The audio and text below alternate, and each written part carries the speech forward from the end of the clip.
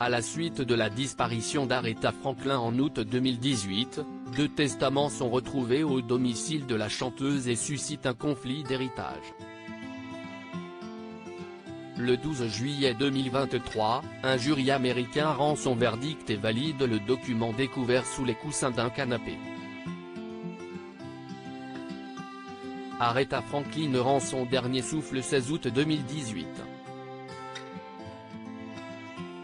Retrouvée inanimée à son domicile de Détroit, la chanteuse succombe à un cancer neuro-endocrinien pancréatique. Ses funérailles, rythmées par la voix de Stevie Wonder et de nombreux hommages musicaux, se déroulent le 31 août 2018. Si la reine de la soul laisse derrière une trace immuable dans le monde de la musique et une fortune estimée à 80 millions de dollars, rien ne subsiste du côté de ses dispositions testamentaires. À la suite de sa disparition, ses 4 enfants, Clarence, Edward, Ted et Kekalf, se battent pour toucher son héritage. 2 testaments, qui répartissent ses biens, comme des bijoux, des fourrures, du matériel stéréo, et ses droits d'auteur à part égale entre 3 de ses enfants, sont retrouvés dans la maison de l'artiste et suscitent un conflit de plusieurs années entre ses proches. L'un, daté de 2010, est trouvé dans une armoire fermée à clé, tandis que l'autre, daté de 2014, est découvert sous les coussins de son canapé.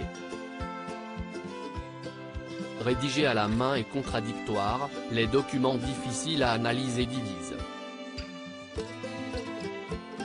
L'un des fils de l'ancienne épouse de Willie Wilkerson, Ted White Jr., revendique la légitimité du premier, tandis que 2 autres, Edward et Kekalf Franklin, privilégient le second. La justice rend son verdict mardi 12 juillet 2023, les membres du jury d'un tribunal américain ont finalement tranché. Concentré sur le second manuscrit déniché dans le canapé, dont la signature A.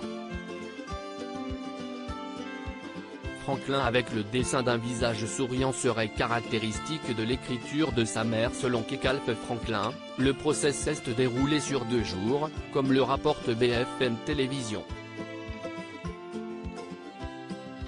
À l'issue d'1 heure de délibéré, le jury composé de 6 personnes rend un verdict en faveur de ce dernier et légitime le premier testament.